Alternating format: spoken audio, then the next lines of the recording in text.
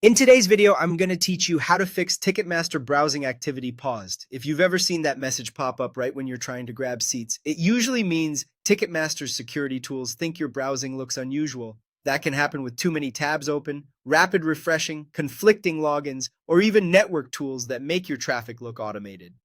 Let's clean that up so you can get back in smoothly.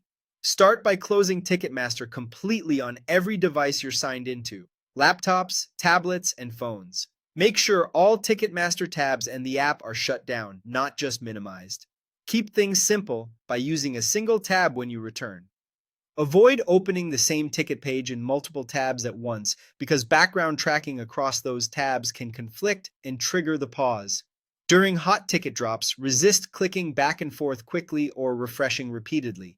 Those bursts of activity are a red flag for automated behavior. Next, clear your browser's history, cached site files, and cookies. This removes corrupted or stale session data that can confuse the site. In your browser settings, look for privacy or security, then clear browsing data, including cookies and cached images and files. If you want to be extra precise, include site data for Ticketmaster so you're starting with a clean session. After that, temporarily disable third-party extensions that alter pages, such as ad blockers, coupon finders, or aggressive privacy tools.